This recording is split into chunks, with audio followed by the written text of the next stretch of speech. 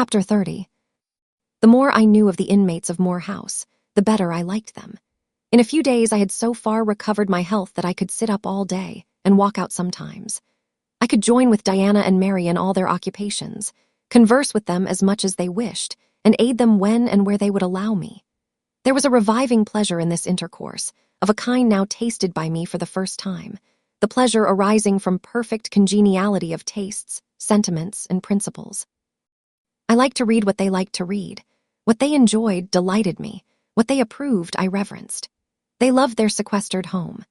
I too, in the gray, small, antique structure with its low roof, its latticed casements, its moldering walls, its avenue of aged firs, all grown aslant under the stress of mountain winds, its garden dark with yew and holly, and where no flowers but of the hardiest species would bloom, found a charm both potent and permanent. They clung to the purple moors behind and around their dwelling, to the hollow vale into which the pebbly bridle path leading from their gate descended, and which wound between fern banks first, and then amongst a few of the wildest little pasture fields that ever bordered a wilderness of heath, or gave sustenance to a flock of gray moorland sheep, with their little mossy-faced lambs. They clung to this scene, I say, with a perfect enthusiasm of attachment. I could comprehend the feeling, and share both its strength and truth. I saw the fascination of the locality. I felt the consecration of its loneliness. My eye feasted on the outline of swell and sweep, on the wild coloring communicated to ridge and dell by moss, by heathbell, by flower-sprinkled turf, by brilliant bracken, and mellow granite crag. These details were just to me what they were to them, so many pure and sweet sources of pleasure. The strong blast and the soft breeze, the rough and the halcyon day, the hours of sunrise and sunset, the moonlight and the clouded night developed for me in these regions the same attraction as for them, wound round my faculties the same spell that entranced theirs. Indoors we agreed equally well. They were both more accomplished and better read than I was, but with eagerness I followed in the path of knowledge they had trodden before me. I devoured the books they lent me. Then it was full satisfaction to discuss with them in the evening what I had perused during the day. Thought fitted thought, opinion met opinion. We coincided, in short, perfectly. If in our trio there was a superior and a leader, it was Diana. Physically, she far excelled me. She was handsome. She was vigorous. In her animal spirits there was an affluence of life and certainty of flow, such as excited my wonder, while it baffled my comprehension. I could talk a while when the evening commenced, but the first gush of vivacity and fluency gone, I was fain to sit on a stool at Diana's feet, to rest my head on her knee, and listen alternately to her and Mary, while they sounded thoroughly the topic on which I had but touched. Diana offered to teach me German. I liked to learn of her. I saw the part of instructress pleased and suited her, that of scholar pleased and suited me no less. Our natures dovetailed. Mutual affection of the strongest kind was the result. They discovered I could draw. Their pencils and color boxes were immediately at my service. My skill, greater in this one point than theirs, surprised and charmed them. Mary would sit and watch me by the hour together. Then she would take lessons, and a docile, intelligent, assiduous pupil she made. Thus occupied and mutually entertained, days passed like hours and weeks like days. As to Mr. St. John, the intimacy which had arisen so naturally and rapidly between me and his sisters did not extend to him. One reason of the distance yet observed between us was that he was comparatively seldom at home. A large proportion of his time appeared devoted to visiting the sick and poor among the scattered population of his parish. No weather seemed to hinder him in these pastoral excursions. Rain or fair, he would, when his hours of morning study were over, take his hat, and followed by his father's old pointer, Carlo, go out on his mission of love or duty. I scarcely know in which light he regarded it. Sometimes, when the day was very unfavorable, his sisters would expostulate. He would then say, with a peculiar smile, more solemn than cheerful, "And if I let a gust of wind or a sprinkling of rain turn me aside from these easy tasks, what preparation would such sloth be for the future I propose to myself?" Diana and Mary's general answer to this question was a sigh, and some minutes of apparently mournful meditation. But besides his frequent absences, there was another barrier to friendship with him. He seemed of a reserved, an abstracted, and even of a brooding nature. Zealous in his ministerial labors, blameless in his life and habits, he yet did not appear to enjoy that mental serenity, that inward content, which should be the reward of every sincere Christian and practical philanthropist.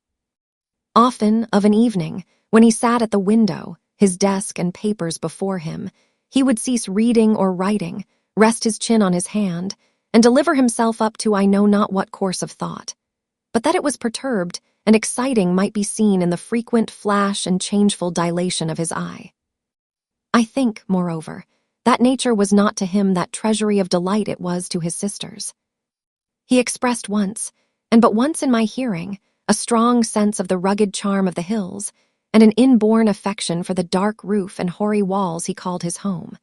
But there was more of gloom than pleasure in the tone and words in which the sentiment was manifested, and never did he seem to roam the moors for the sake of their soothing silence, never seek out or dwell upon the thousand peaceful delights they could yield. Incommunicative as he was, some time elapsed before I had an opportunity of gauging his mind. I first got an idea of its caliber when I heard him preach in his own church at Morton. I wish I could describe that sermon, but it is past my power. I cannot even render faithfully the effect it produced on me.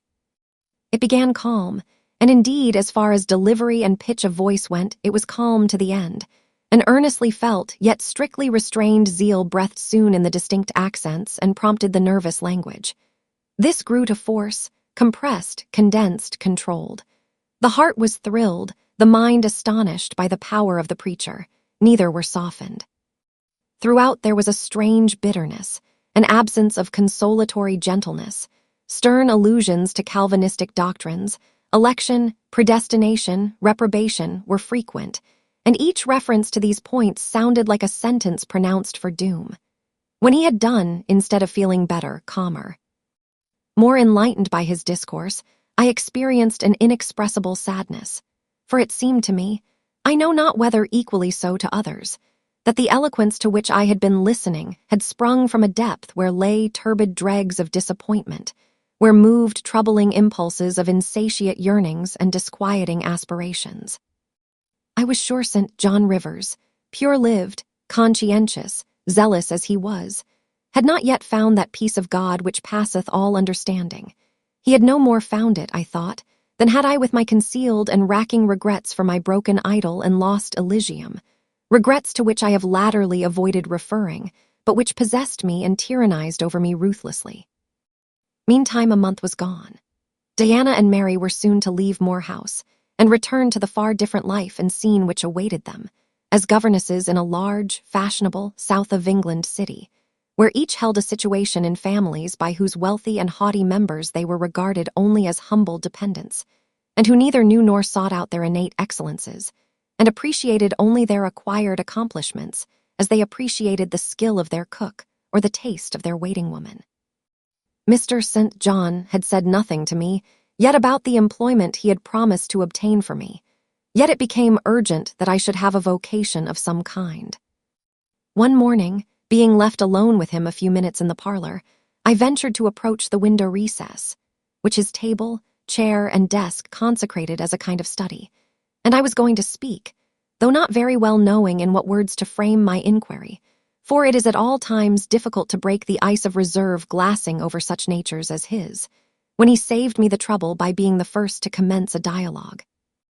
Looking up as I drew near, "You have a question to ask of me," he said. "Yes, I wish to know whether you have heard of any service I can offer myself to undertake.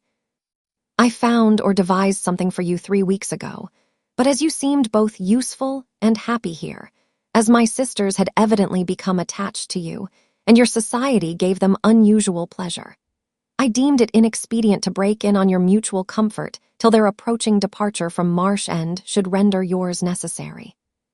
"And they will go in 3 days now," I said. "Yes, and when they go, I shall return to the parsonage at Morton. Hannah will accompany me, and this old house will be shut up." I waited a few moments, expecting he would go on with the subject first broached, but he seemed to have entered another train of reflection. His look denoted abstraction from me and my business. I was obliged to recall him to a theme which was of necessity one of close and anxious interest to me. What is the employment you had in view, Mr. Rivers? I hope this delay will not have increased the difficulty of securing it. Oh, no, since it is an employment which depends only on me to give, and you to accept. He again paused. There seemed a reluctance to continue. I grew impatient. A restless movement or two, and an eager and exacting glance fastened on his face, conveyed the feeling to him as effectually as words could have done, and with less trouble. You need be in no hurry to hear, he said. Let me frankly tell you I have nothing eligible or profitable to suggest. Before I explain, recall, if you please, my notice, clearly given, that if I helped you it must be as the blind man would help the lame. I am poor, for I find that, when I have paid my father's debts, all the patrimony remaining to me will be this crumbling grange, the row of scathed firs behind, and the patch of moorish soil, with the yew trees and holly bushes in front. I am obscure. Rivers is an old name, but of the 3 sole descendants of the race, 2 earn the dependent's crust among strangers, and the 3rd considers himself an alien from his native country, not only for life, but in death. Yes, and deems, and is bound to deem, himself honored by the lot, and aspires, but after the day when the cross of separation from fleshly ties shall be laid on his shoulders, and when the head of that church militant of whose humblest members he is one, shall give the word, Rise, follow me. St. John said these words as he pronounced his sermons, with a quiet, deep voice, with an unflushed cheek and a coruscating radiance of glance. He resumed, And since I am myself poor and obscure, I can offer you but a service of poverty and obscurity. You may even think it degrading, for I see now your habits have been what the world calls refined. Your tastes lean to the ideal, and your society has at least been amongst the educated. But I consider that no service degrades which can better our race. I hold that the more arid and unreclaimed the soil where the Christian laborer's task of tillage is appointed him, the scantier the meed his toil brings, the higher the honor. His, under such circumstances, is the destiny of the pioneer, and the first pioneers of the gospel were the apostles. Their captain was Jesus, the Redeemer himself. Well, I said as he again paused, proceed. He looked at me before he proceeded. Indeed, he seemed leisurely to read my face, as if its features and lines were characters on a page. The conclusions drawn from this scrutiny he partially expressed in his succeeding observations. I believe you will accept the post I offer you, said he, and hold it for a while, not permanently, though, any more than I could permanently keep the narrow and narrowing, the tranquil, hidden office of English country incumbent. For in your nature is an alloy as detrimental to repose as that in mine, though of a different kind. Do explain, I urged, when he halted once more. I will, and you shall hear how poor the proposal is, how trivial, how cramping. I shall not stay long at Morton now that my father is dead and that I am my own master. I shall leave the place probably in the course of a 12-month, but while I do stay, I will exert myself to the utmost for its improvement. Morton, when I came to it 2 years ago, had no school. The children of the poor were excluded from every hope of progress. I established one for boys. I mean now to open a second school for girls. I have hired a building for the purpose, with a cottage of 2 rooms attached to it for the mistress's house. Her salary will be £30 a year. Her house is already furnished, very simply, but sufficiently, by the kindness of a lady, Miss Oliver, the only daughter of the sole rich man in my parish, Mr. Oliver, the proprietor of a needle factory and iron foundry in the valley. The same lady pays for the education and clothing of an orphan from the workhouse, on condition that she shall aid the mistress in such menial offices connected with her own house, and the school as her occupation of teaching will prevent her having time to discharge in person. Will you be this mistress? He put the question rather hurriedly. He seemed half to expect an indignant, or at least a disdainful rejection of the offer. Not knowing all my thoughts and feelings, though guessing some, he could not tell in what light the lot would appear to me. In truth, it was humble, but then it was sheltered, and I wanted a safe asylum. It was plodding, but then, compared with that of a governess in a rich house, it was independent, and the fear of servitude with strangers entered my soul like iron. It was not ignoble, not unworthy, not mentally degrading. I made my decision. I thank you for the proposal, Mr. Rivers, and I accept it with all my heart." "But you comprehend me," he said. "It is a village school. Your scholars will be only poor girls, cottagers' children, at the best, farmers' daughters. Knitting, sewing, reading, writing, ciphering will be all you will have to teach. What will you do with your accomplishments? What with the largest portion of your mind, sentiments, tastes? Save them till they are wanted. They will keep. You know what you undertake, then." "I do." He now smiled, and not a bitter or a sad smile, but one well-pleased and deeply gratified. "And when will you commence the exercise of your function?" "I will go to my house tomorrow, and open the school, if you like, next week." "Very well, so be it." He rose and walked through the room. Standing still, he again looked at me. He shook his head. "What do you disapprove of, Mr. Rivers?" I asked. "You will not stay at Morton long. No, no." "Why? What is your reason for saying so?" "I read it in your eye. It is not of that description which promises the maintenance of an even tenor in life." "I am not ambitious." He started at the word ambitious. He repeated, "No, what made you think of ambition? Who is ambitious? I know I am, but how did you find it out?" "I was speaking of myself." "Well, if you're not ambitious, you are." He paused. "What?" "I was going to say impassioned, but perhaps you would have misunderstood the word and been displeased. I mean that human affections and sympathies have a most powerful hold on you. I am sure you cannot long be content to pass your leisure in solitude, and to devote your working hours to a monotonous labor wholly void of stimulus, any more than I can be content," he added with emphasis, "to live here buried in morass, pent in with mountains, my nature, that God gave me, contravened, my faculties, heaven bestowed, paralyzed, made useless. You hear now how I contradict myself.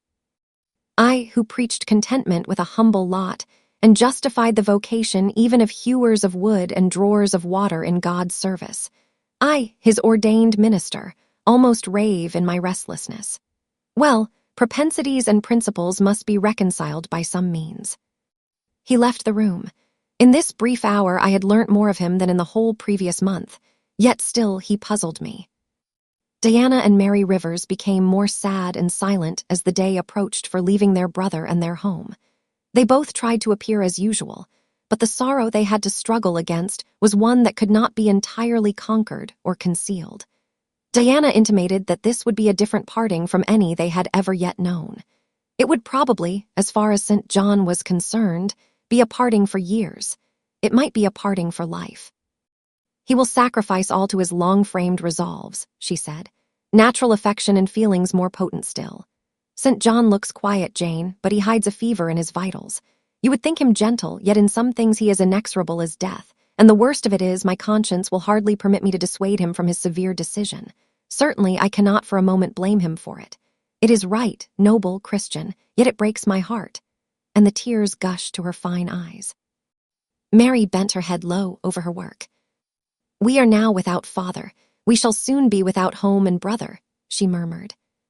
At that moment, a little accident supervened, which seemed decreed by fate purposely to prove the truth of the adage that misfortunes never come singly, and to add to their distresses the vexing one of the slip between the cup and the lip. St. John passed the window reading a letter. He entered. "Our Uncle John is dead," said he. Both the sisters seemed struck, not shocked or appalled. The tidings appeared in their eyes rather momentous than afflicting. "Dead," repeated Diana. "Yes." She riveted a searching gaze on her brother's face. "And what then?" she demanded in a low voice. "What then die?" he replied, maintaining a marble immobility of feature. "What then? Why nothing, read." He threw the letter into her lap. She glanced over it and handed it to Mary. Mary perused it in silence and returned it to her brother. All three looked at each other, and all three smiled, a dreary, pensive smile enough. "Amen, we can yet live," said Diana at last. "At any rate, it makes us no worse off than we were before," remarked Mary.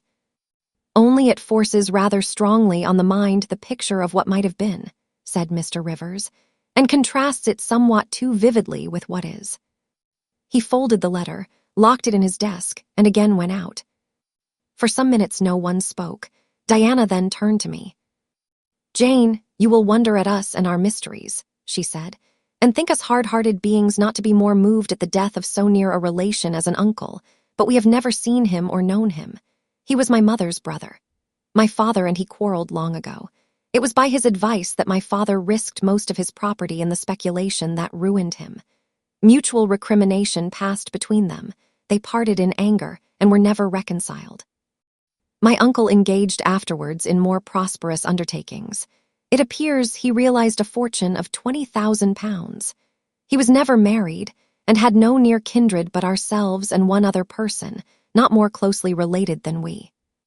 My father always cherished the idea that he would atone for his error by leaving his possessions to us. That letter informs us that he has bequeathed every penny to the other relation, with the exception of 30 guineas, to be divided between St. John, Diana, and Mary Rivers for the purchase of 3 mourning rings. He had a right, of course, to do as he pleased, and yet a momentary damp is cast on the spirits by the receipt of such news.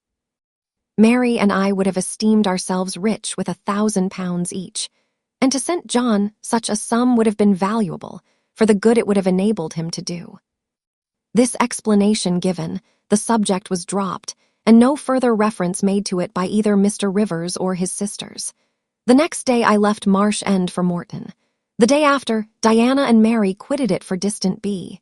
In a week, Mr. Rivers and Hannah repaired to the parsonage, and so the old grange was abandoned.